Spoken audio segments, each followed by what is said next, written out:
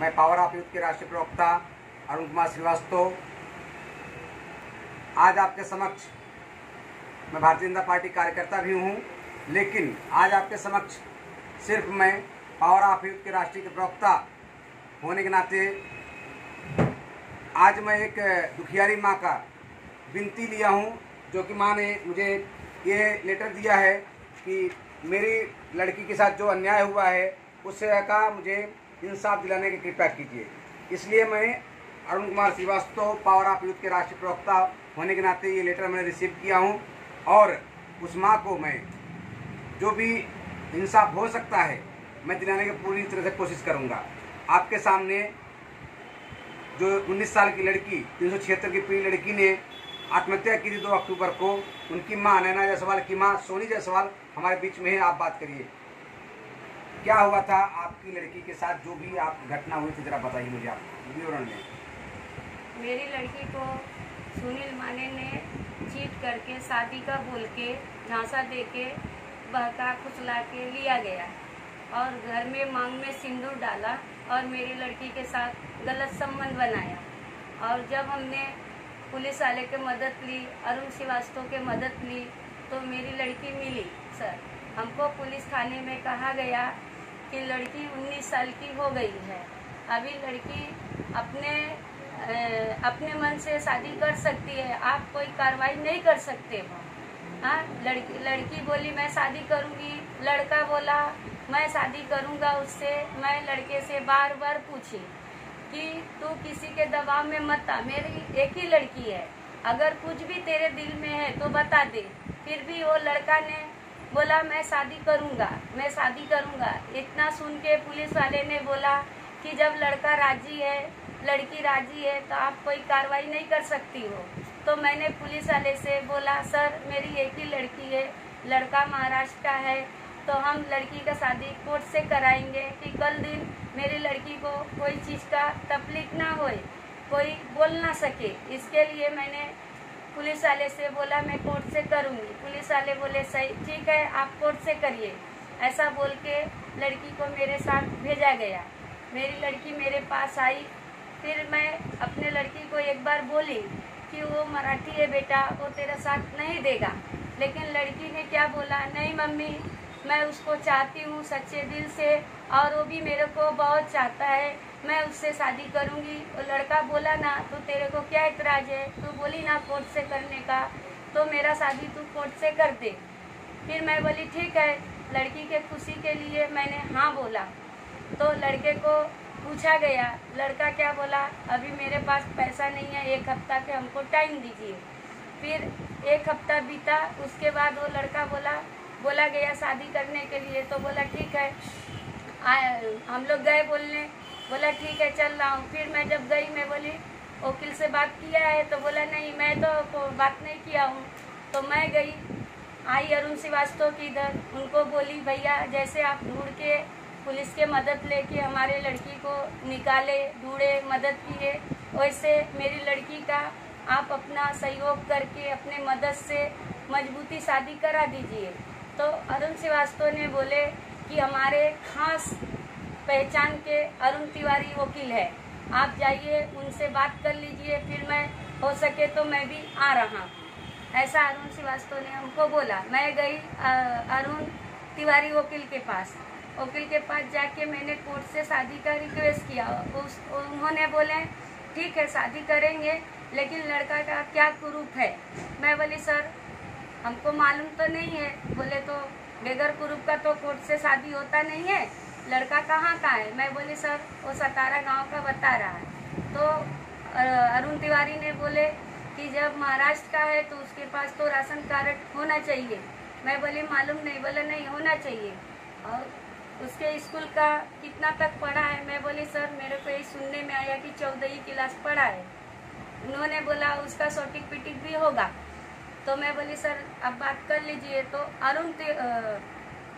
अरुण तिवारी ने वो लड़के से बात किए। पता क्या चला कि उसके पास एक आधार कार्ड भी नहीं था। बोल रहा था आधार कार्ड का लिंक अभी नहीं हुआ है, खाली ऐसा ही एक पेपर हमको वहाँ पर दिखाया गया।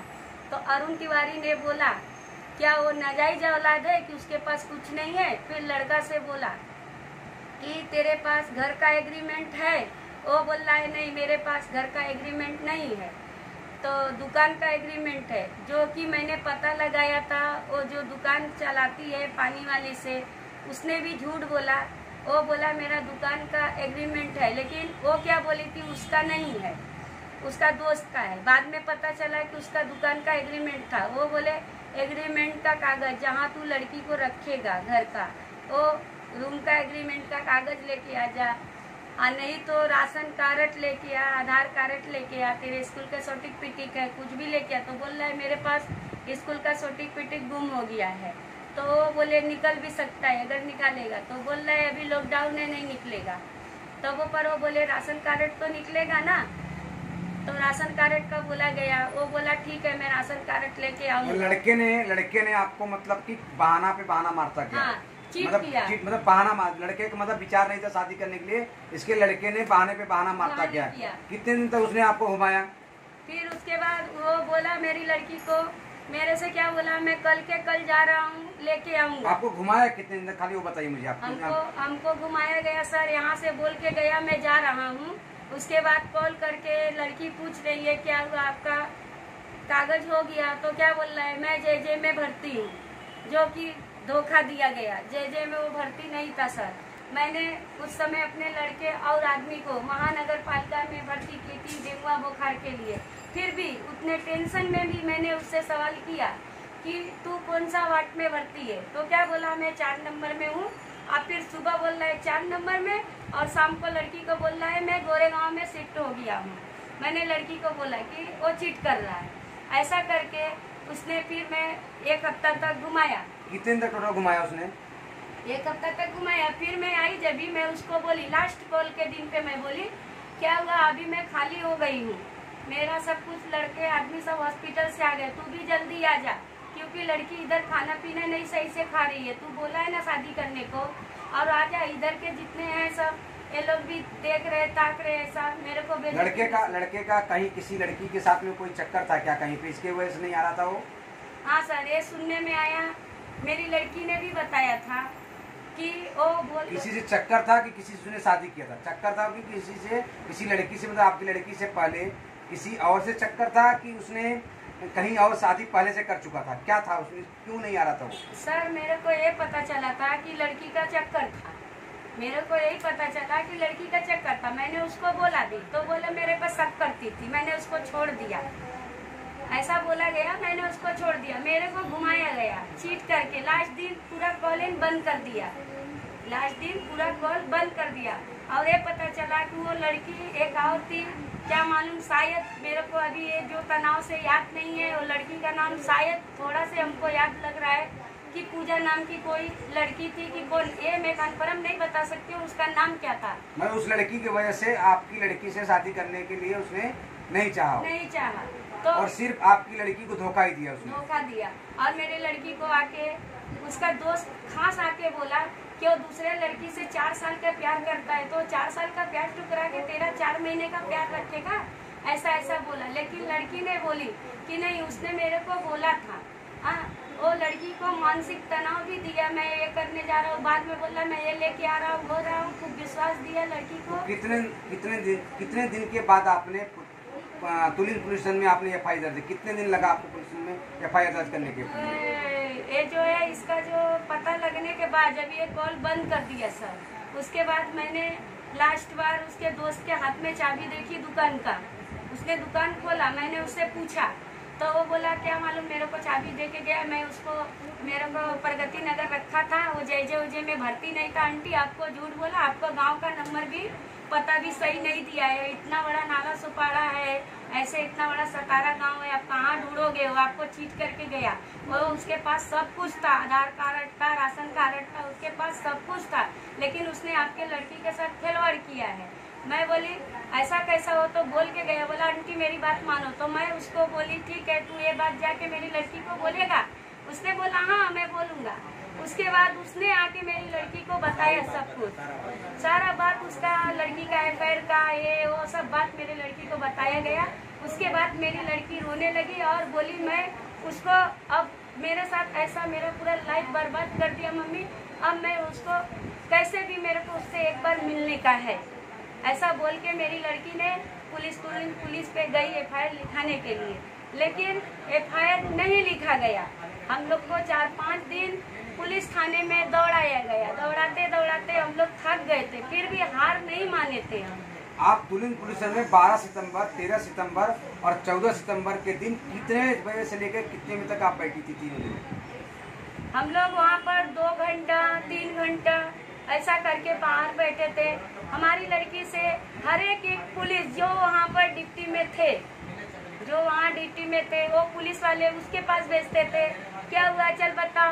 मेरी लड़की को पूरा नंगा किया गया, कैसे हुआ, कब हुआ, कितने बार हुआ, हाँ ऐसे कैसे की। अब फिर पुलिस के सारे अधिकारी ने आपकी लड़की के साथ ऐसे बदतमीजी से बात की? हाँ बात की है, और बाद में क्या बोले, क्या तेरा ब्रेकअप और पेचअप कराने के लिए बैठा गया है क्या यहाँ, ऐसा मेरी लड़की का और मेरे को सवाल किया गया।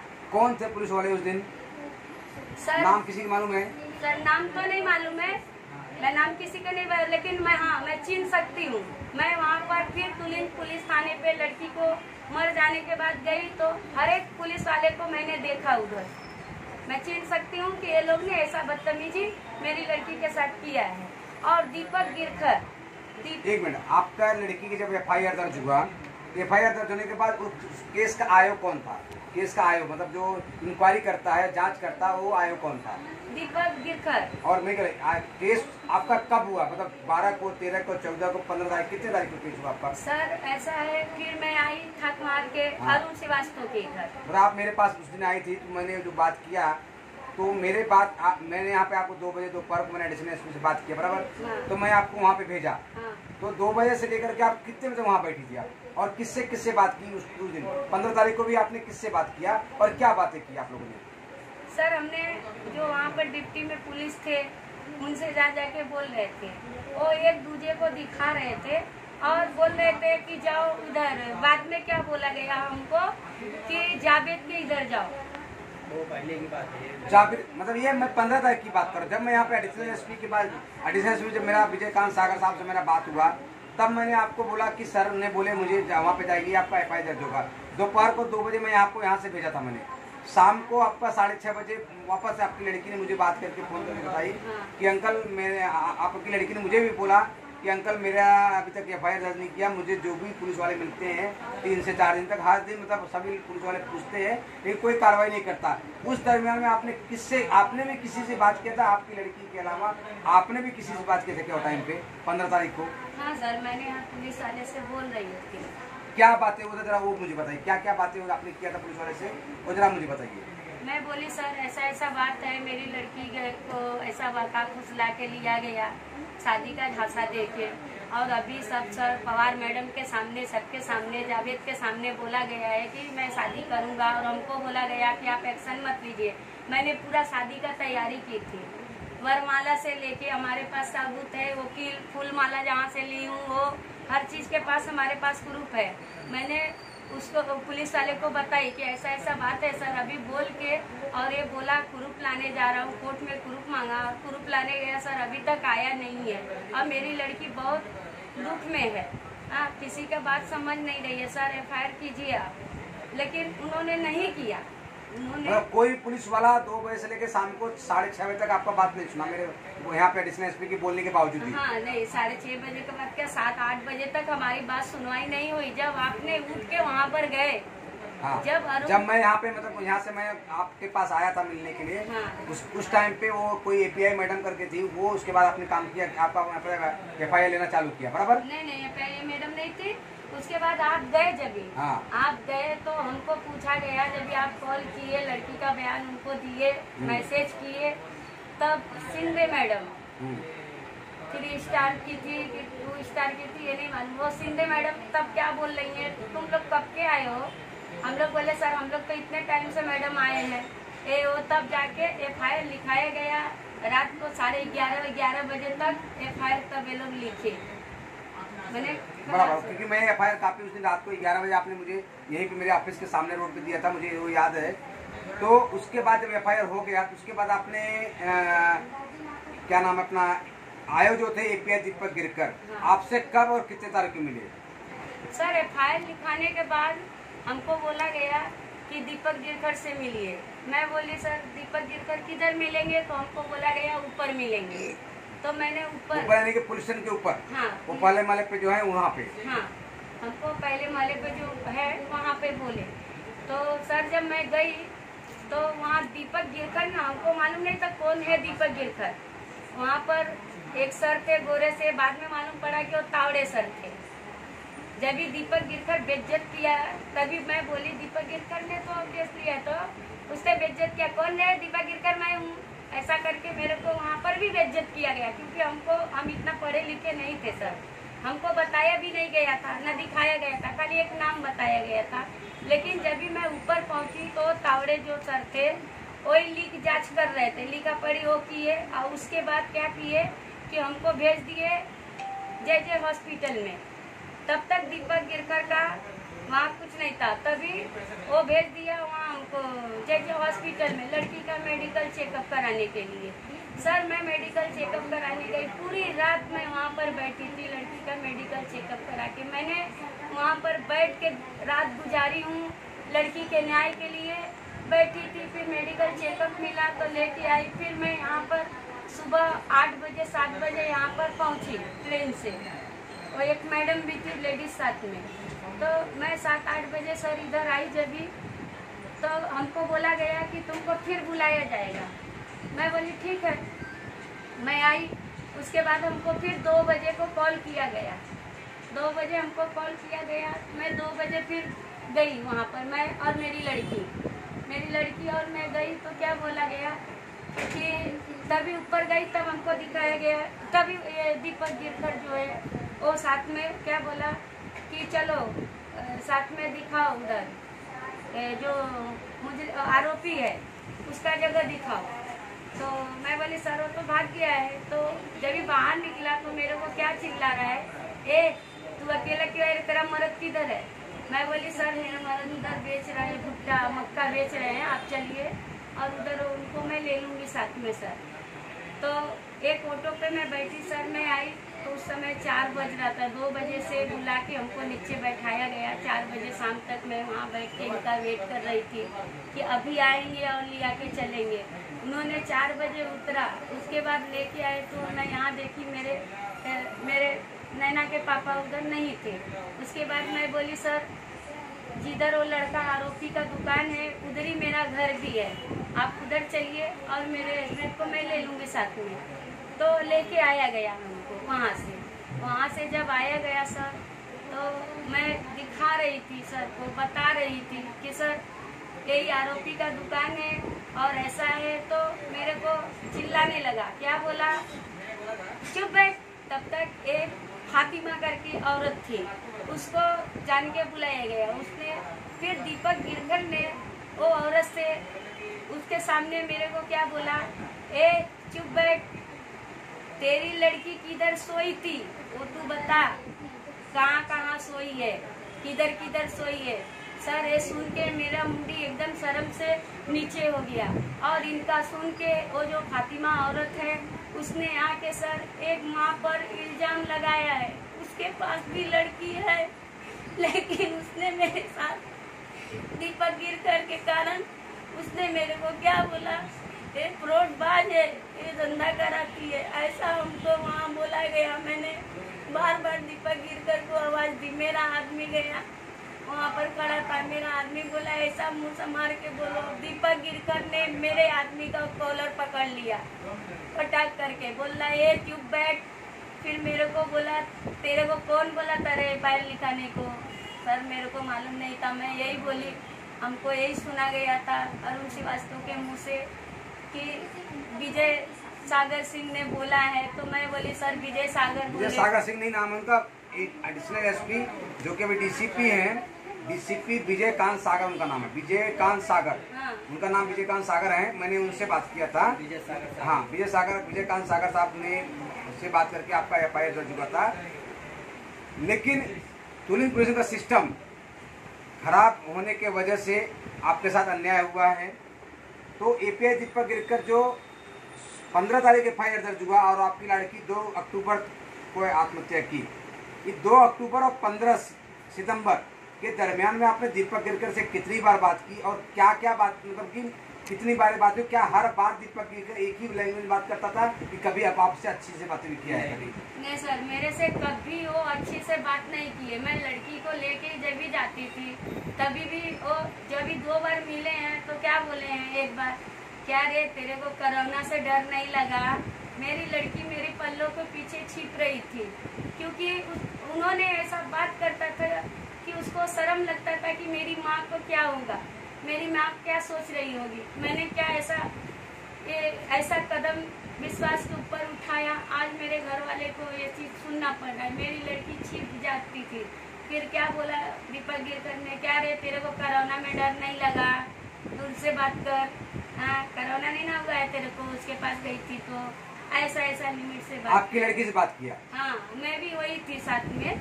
मतलब एपीआई दीपक गिरकर बार बार आपसे मतलब टॉर्चर की भरी बातें करते थे, मतलब आपसे कभी भी मतलब ढंग से बातें नहीं की? मतलब नहीं। किसी भी टाइम पे ऐसा कोई दिन नहीं था जिस दिन एपीआई दीपक आपसे अच्छी तरह से बात की हो?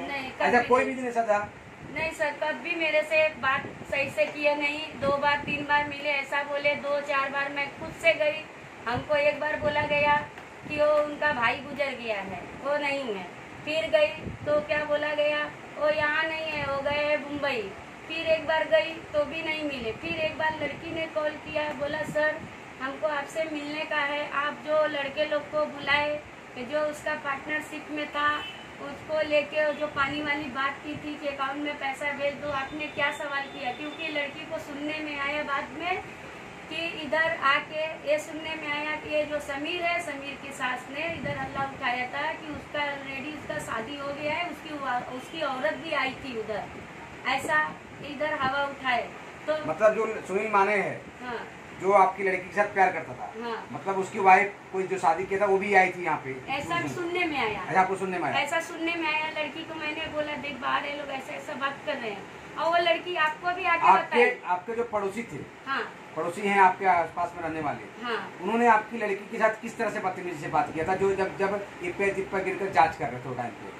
जब ये एपीआई दीपक गिरकर जांच करके गए तभी ये लोग को क्या है सर, उन्होंने इतना बेइज्जत कर दिया कि गली के जितने चर्सी लड़के थे, हम ये नहीं बोल रहे हैं कि हमारे आजू बाजू वाले का हम नाम नहीं बताए हैं, कि जो हमारे आसपास में है या कोई जो हमको गलत नहीं बोला हम उसको नहीं बताएं सर। ये जितने पीने खाने वाले लड़के थे, उनका किसी का नाम मालूम आपको? जिसका नाम हो जरा सबका नाम बताइए मुझे आप। हाँ सर, एक का तो नाम धीरज है।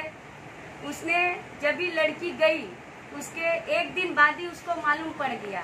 उसने क्या बोला कि एक बार मेरे को भी लड़की से मिला दे, मैं नहीं तो उसके माँ बाप को बता दूंगा।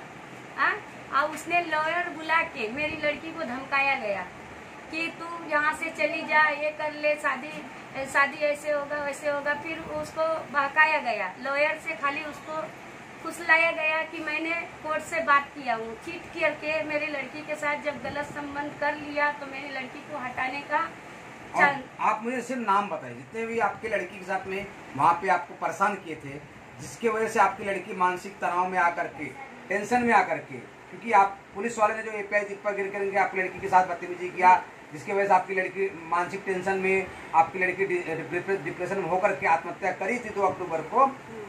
वो एक आत्महत्या उसने इसलिए की मतलब कि क्योंकि पुलिस और प्लस आपके पड़ोसी ने दोनों ने मिलकर के आपकी लड़की को डिप्रेशन में लाया और वो डिप्रेशन आपकी लड़की ने आत्महत्या किया। ये बात सही है कि गलत है? नहीं सर, ये बात सही है कि जो दीपक गिरकर में बोल के गया वो एक समीर था, दलाल है, दलाली करता है, रूम सूम देता है, पीता खाता है गली के अंदर। वो समीर था। जब भी मैं बाहर निकलती थी, समीर नाम के कितने लड़के थे? 2 थे, 1 थे? समीर नाम के 2 लड़के हैं सर। अच्छा, समीर नाम के 2 लड़के हैं। हाँ। तो और समीर नाम के 2 लड़के, और आप इसके पहले आप आपका नाम, किसका नाम बताई थी आपने? धीरज 3 हुए, बाकी और एक खान, उसका नाम क्या है सर? मेरे को यही मालूम पड़ा कि वो खान उसका नाम है। उसने आके झगड़ा कर रहा था। टोटल 4 आरोपी हैं टाकी के लिए। टोटल 4 आरोपी हैं, मैं बता रही हूँ। 2 समीर था, एक खान था, एक धीरज है, 4। हाँ। और ये जो फातिमा औरत है पानी वाली और एक जो पानी का दुकान दी है, वो टाकी लेने के चक्कर में इसकी लड़की सुहाग रात आपकी लड़की के को जो कमेंट मारा गया, आपकी लड़की के बारे में उल्टा बोला गया, वो कितने लोगों ने आपकी लड़की को बोला था? दो औरत 2 औरत थी सर, हाँ। और 4, एक धीरज और 2 समीर और एक ये जो खान है हाँ। वो बाद में आया था। टोटल मतलब 5 से 6 लोगों ने आपकी लड़की को टॉर्चर करते थे, उसको कमेंट मारते थे, उसको अलग अलग बातें बोलते थे। इसकी वजह से आपकी लड़की ने टॉर्चर होकर के, मतलब यानी कि हरेसमेंट होकर के, और आपकी लड़की डिप्रेशन में जा करके आत्महत्या की। उसका कारण ये 4, 5 से 6 लोग हैं, प्लस एपीआई थी पैर गिर कर, बराबर। और सर ये जो सुनील माने हैं सर, उसको मैं यही बोलूंगी सर, जिसने मेरे आंचल खाली कर दिया, जिसके ऊपर मेरी लड़की तो विश्वास की, मेरे को भी चीट में रखा हो। मतलब आपकी लड़की का शुरू में तो मरने का कारण जो आज मरी है, उसका इच्छा था क्योंकि मेरे पास आती थी, वो एक ही बात बोलती थी कि मैं सुनील माने से मुझे मिलना है। उसने मुझे क्यों, क्योंकि वो मुझसे आके बातें करती थी कि सुनील माने मुझसे मिलना है और सुनील माने से पूछना है मुझे कि आखिरकार क्यों मेरे साथ में ऐसा गलत किए।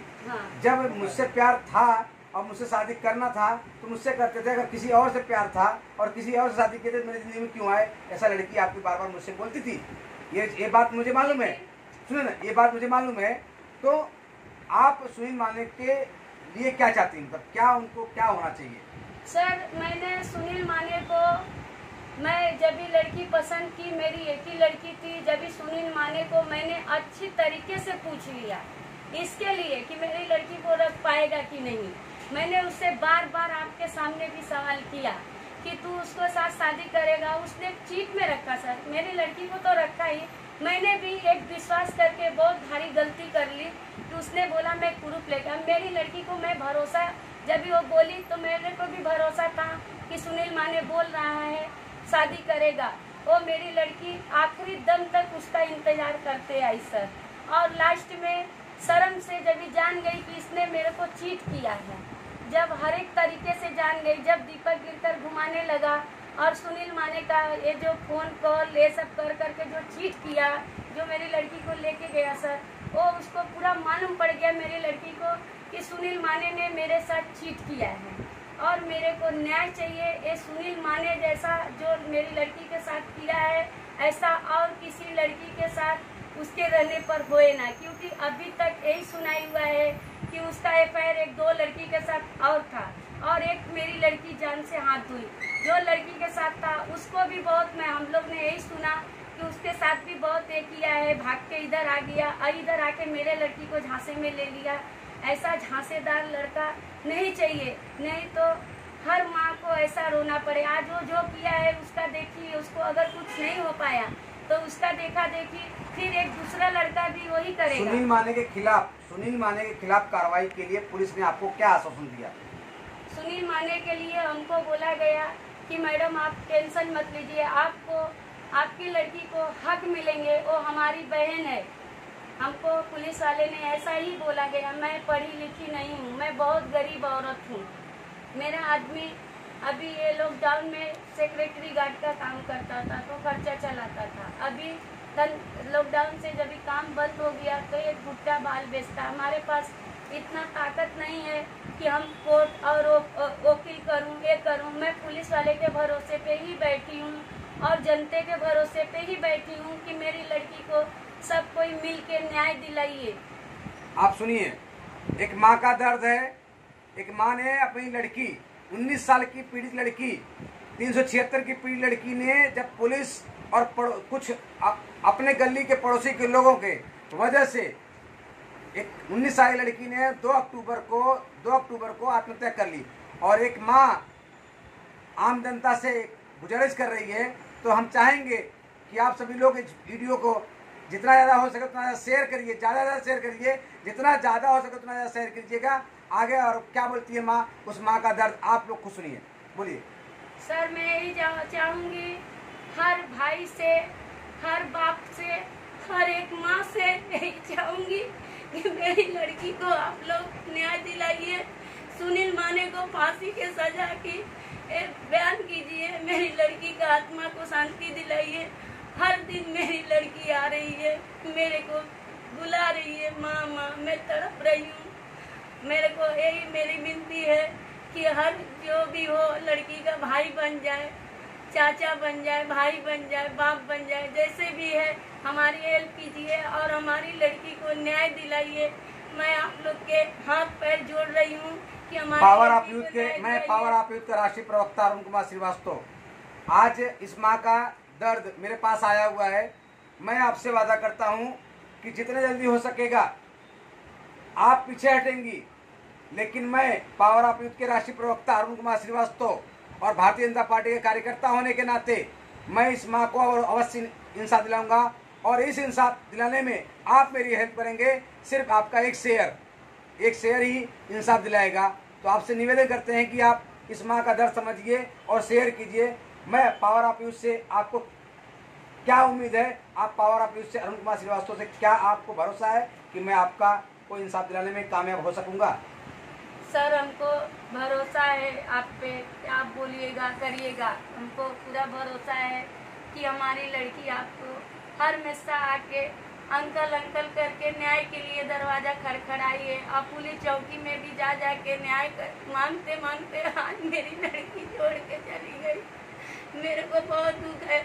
मैं ही बोलूँगी सर, मेरी लड़की को आप लोग न्याय दिलाइए। सुनील माने को फांसी की सजा होना ही चाहिए, जिसमें मेरी लड़की का आत्मा को शांति मिले। मेरी लड़की तड़प रही है, आके रो रही है मेरे पास, मेरे को बोल रही है मम्मी मेरे को न्याय दिला। मेरा अब मैं आपको आश्वासन देता हूँ कि मैं जितने जल्दी हो सकता है मैं आपकी लड़की के लिए इंसाफ पावर ऑफ यूथ के जो राष्ट्रीय संस्थापक, पावर ऑफ यूथ के राष्ट्रीय अध्यक्ष अभिषेक सिंह और राहुल सिंह जो संस्थापक हैं, और मैं सारी टीम हमारी पावर ऑफ यूथ की आपके साथ में है। और आने वाले समय में जितना हो सकेगा, अगर पुलिस को आपका जो बयान है आप पुलिस को बयान दीजिए, उसके बाद पुलिस से हम मांग करेंगे कि आप कितने टाइम में कर देंगे। अगर जितने जल्दी हो सकता है आपका केस में जल्द से जल्द कोशिश करूंगा कि उसका फैसला जल्द आपके फेवर में आवे, आपकी लड़की को न्याय मिले। और आपको न्याय दिलाने के लिए ये पावर ऑफ यूथ के कार्यकर्ता राष्ट्रीय प्रवक्ता अरुण कुमार श्रीवास्तव आपके साथ हमेशा तत्पर खड़े रहेंगे। ये हम आवे आपसे वादा है। और आप सभी से निवेदन है, कृपया करके ज़्यादा से ज़्यादा इस वीडियो को शेयर कीजिए, क्योंकि एक माँ का दर्द है और उस माँ का दर्द में मैं शुरू से हूँ। जब से बेटी भागी है, जब से बेटी गई इनको छोड़ करके, और जब बेटी आई, बेटी को भी लाने का काम मैंने किया। उसके बाद जब बेटी को FIR दर्ज करना था 12 सितंबर, 13 सितंबर, 14 सितंबर तक कोई भी FIR दर्ज नहीं। 15 सितंबर जब मैं एडिशनल SP विजयकांत सागर साहब से मैंने बात किया, तब जाकर FIR दर्ज हुआ। उसके बाद लड़की 15 दिन तक पुलिस के अत्याचार से और पड़ोसियों के अत्याचार से पीड़ित होकर के डिप्रेशन में जाकर के उसने आत्महत्या की। ये ऐसी कहानी है। हम आप सभी से निवेदन करेंगे कि एक माँ को इंसाफ दिलाने के लिए, एक लड़की को इंसाफ दिलाने, 19 साल लड़की को इंसाफ दिलाने के लिए आप मेरा मदद कीजिए, मदद मेरा कीजिए। और माँ क्या बोलती सुनिए आप। सुनील माने की राह देखते रह गई मेरी लड़की, सुनील माने की राह देखते रह गई मेरी लड़की। आग बिछा के हमेशा दरवाजा खोल के ताकी रही थी मेरी लड़की कि सुनील माने आएगा, लेकिन उसने मेरी लड़की के साथ बहुत गलत किया है, बहुत गलत किया मेरी लड़की को चीट करके।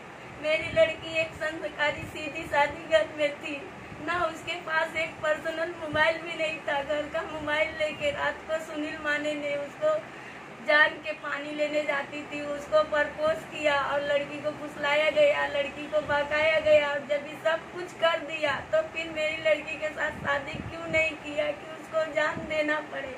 सुनील माने को फांसी की सजा मिलना चाहिए, सुनील माने को फांसी की सजा मिलना चाहिए। माँ का दर्द आप लोग सुन रहे हैं, और मैं आपसे निवेदन करूंगा, इस माँ का दर्द हर माँ के, दूसरी माँ ऐसा न दर्द रोए, दूसरी माँ न रोए, इसके लिए सुनील माने को फांसी होनी चाहिए। 376 की पीड़ित लड़की ने जो 2 अक्टूबर को आत्महत्या की थी, उस माँ का दर्द आपने सुना। हम आपसे निवेदन करेंगे, हाथ जोड़ के विनती करेंगे कि आप लोग एक शेयर जरूर कीजिएगा, वीडियो पूरा देखिए, शेयर जरूर कीजिएगा। धन्यवाद।